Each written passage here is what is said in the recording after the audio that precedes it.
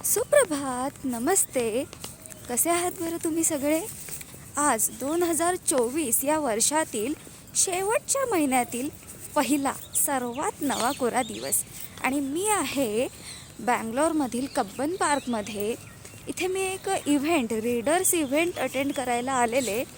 But कहाणी अशी झाली आहे की so close still so far because चुकामुक मे बी किंवा भाग्य, काय माहीत नक्की देवाच्या मनात काय आहे की मी इथे कब्बन पार्कमध्ये वेळेवर आले, अगदी 7:30पर्यंत वगैरे. पण ना झालं आहे असं, तोपर्यंत तुम्ही हा कब्बन पार्कचा जरासा लुक घ्या. It's so wonderful actually, so much beautiful. तर मी इथे पोहोचले, बऱ्यापैकी वेळेवर पोहोचले. पण ही कब्बन पार्क इतकी मोठी आहे, इतकं मोठं उद्यान आहे ना हे, की मला ती जागा शोधताच आली नाही. आणि मग मला एक लायब्ररी दिसली, ती शेषाद्री अय्यर यांची लायब्ररी आहे, if I remember the name correctly. तर मी त्या लायब्ररीत गेले आणि तिथेच माझं वाचन सुरू केलं. तर ती पण एक गंमत आहे, ती तुम्हाला सांगेल. आणि आता जेव्हा लायब्ररीतून बाहेर आले, टाईम संपला त्या रीडर्स इव्हेंटचा, म्हणून मी इंस्टाग्राम ओपन केलं आणि तिथे मला आजचे अपडेट्स मिळाले काही मिनिटांपूर्वीचे. आणि लक्षात आलं की अरे, तो इव्हेंट तर कब्बन पार्कमध्येच होतो आहे. ती जागा पण मी तिथे एका सुंदरशा लायब्ररीमधल्या आंटींना विचारलं की ही जागा इथेच आहे का, तर त्या म्हणाल्या इथेच आहे, पण ती आहे कुठे ती मला अजून देखील सापडलेली नाही.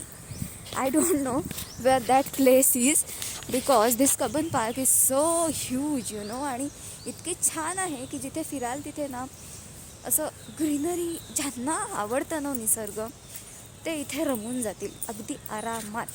पण ह्या गोंधळात मला तो रीडर्स इव्हेंट मात्र इथेच होऊनसुद्धा, ह्याच क्षेत्रात कुठेतरी होऊनसुद्धा गाठता आला नाही. सो माझा प्लॅन तर फसला.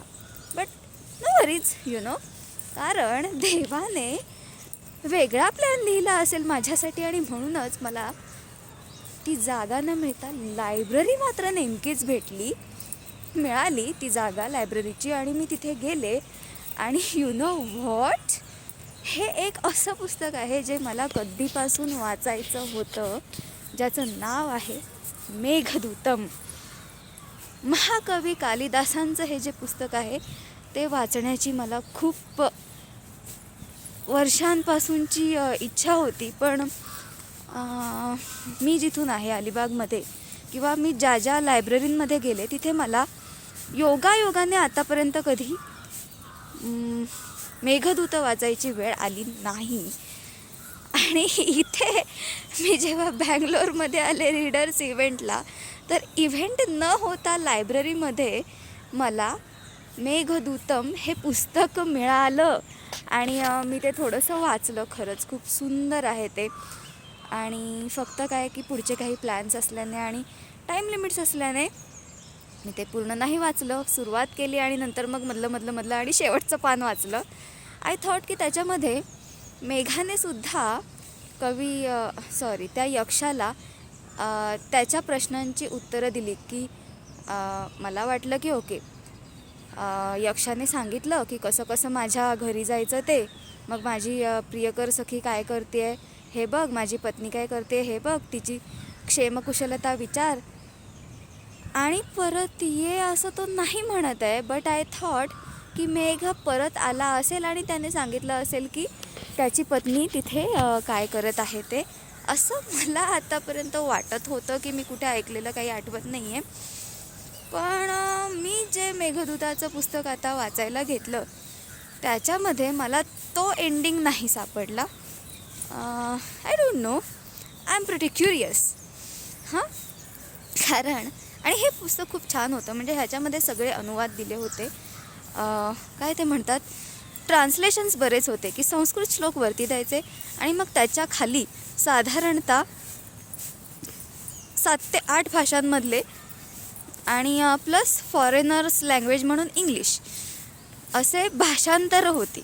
तर मी त्यांच्यापैकी शक्यतो आधी संस्कृत वाचायचे, मग त्याच पानावर खाली हिंदीमध्ये असल्याने आणि हिंदी कळत असल्याने हिंदी वाचायचे, मग दुसऱ्या पानावर मराठीमधला अनुवाद असायचा आणि सर्वात खाली बॉटमला इंग्लिशमधला अनुवाद असायचा. सो मी हे असं वाचलं आणि my time spent well there. आणि तिथला स्टाफ पण खूप कोऑपरेटिव्ह होता. Even I could use their private washroom as an emergency which usually who comes there in library for reading cannot use, and they were so kind enough to give me that permission to use their bathroom. I mean, so grateful for that. Wow. आणि खूप छान वाटत आहे मला इथे येऊन.